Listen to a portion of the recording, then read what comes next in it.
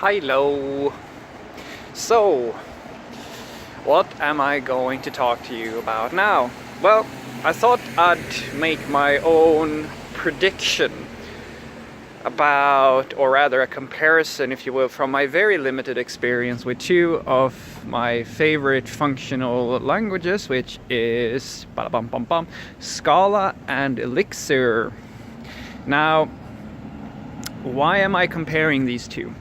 Well, it's actually pretty simple. So there is, you may or may not know this, but there is a functional trend wave that has been swooping over the IT world for a little while now.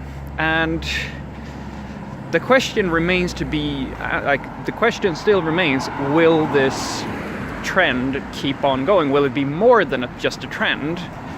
Because, trends usually come and go. And from what I'm seeing, and from considering that this is not just a fad type of approach to something, it's like functional programming has been around for much longer than most people than people give it credit for. It's but it's getting popularized right now.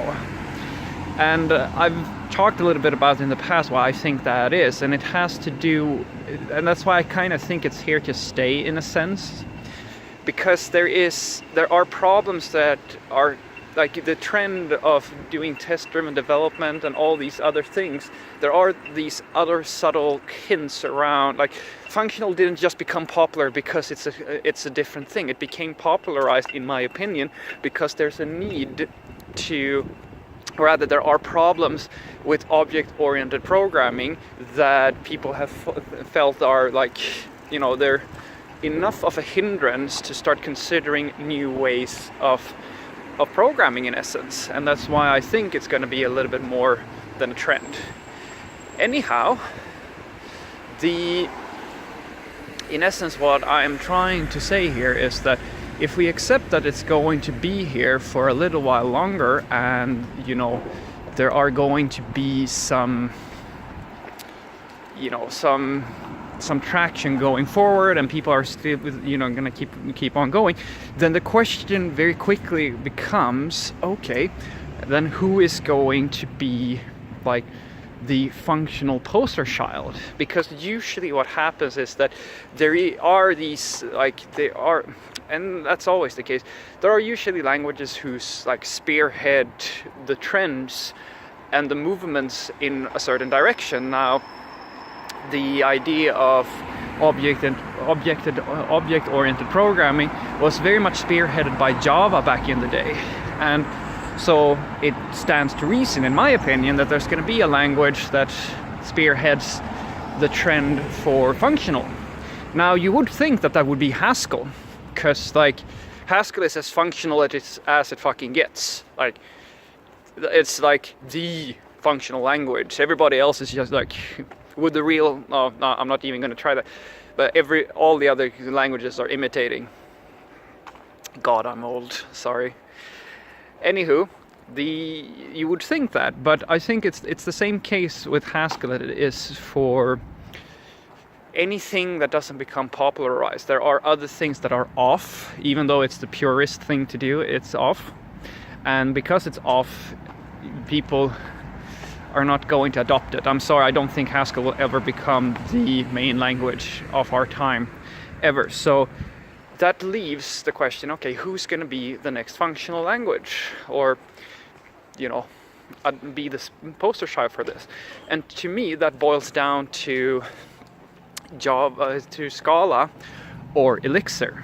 And the reason for this is because Scala is functional in the sense, it's a functional heavy language. It is Java in a functional way.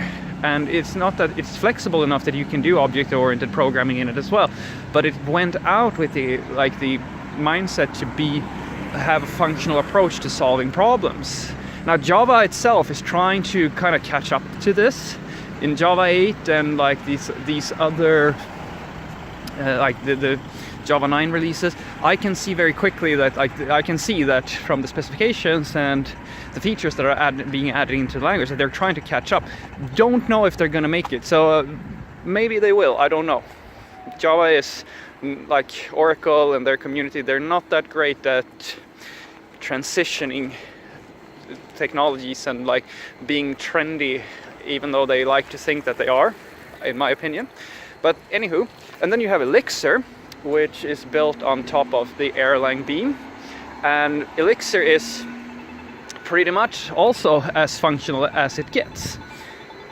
It's using a lot of really nice functional paradigms, and it's overall like I really like. I'm biased here. I'm gonna say I really love Elixir, and I just started doing Scala, but I'm still going to try and be as objective as possible.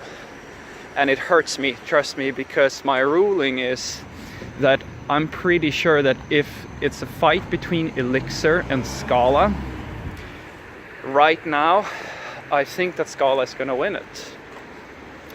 And I don't want that to be the case, because I really love Elixir. Elixir, it's such genius at so many levels. I could rant on and on about how genius Erlang's technology is and how genius Elixir is at this, as a concept.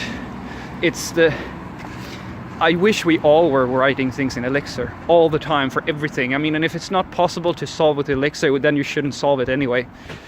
And the main reason why I think that Scala is going to win if there is a showdown between functional languages is because Elixir does not have strict typing. And it's not and it's such a silly thing. That's the only thing that I think that Elixir is doing incorrectly. The strict types and having compile time assistance and refactoring and all this stuff, that is a very important part in it's not that you can't do as well. It's the same problem JavaScript had. It's not a critical thing. It's not the worst thing in the world, but it's a big enough thing for it to be an issue, and it would be so nice if we could have that.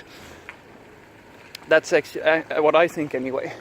And the other part has nothing to do with Elixir, it has to do with Scala. So Scala is running on the JVM, which is hands down the most stable and well orchestrated virtual machine that we have. Java's, in most of its success, has to do with how well this system is designed, or rather how the JVM is working. And people trust this technology. The corporations really do trust this technology. So when you go into your boardroom and you're going to sell the idea of, well, we're going to build this big new system, you are most often, that's why C# and Java are so big. I mean, they are so proven, they are so stable, they are the default, they are the Windows flavor of building server-side systems, and and it's because they are virtually the default for so many large companies. So if you come and say that, hey, well, we're gonna do Scala, and it becomes a very easy sell for you. You can simply say that, well, it's basically Java with a functional approach, and then you have to basically, then they ask, why don't you just use Java? Well, because Scala has nicer support for yada yada yada. It's just thread-based programming better. You can get more, and this is the easiest sell because it's more performant. And it is, in theory, you can make Scala more, it's easier to make it support larger quantities of requests to the server and stuff like that, because it has fairly nice support for thread-based programming, which is notoriously difficult to handle in Java. And so you see so what I'm trying to say is that it's easier to sell people on something that's that proven than something else. And honestly, it's unfair as well, because Elixir is built on Erlang, and the Beam engine has been around for as long as I'm not going to say that, but it's been around for a long time, and it's very, very stable technology. Wow, it's stable. It becomes a harder sell. It's the same problem that that Haskell has. Even though it's equal in many ways, like the Beam and the JVM, it's not as popular. It's not in the the public. It doesn't have as strong as of a brand as Java's JVM, and because it doesn't have as strong a brand, it becomes a harder sell. Now, does that mean that Elixir is not going to be on the map? Of course, it's going to be.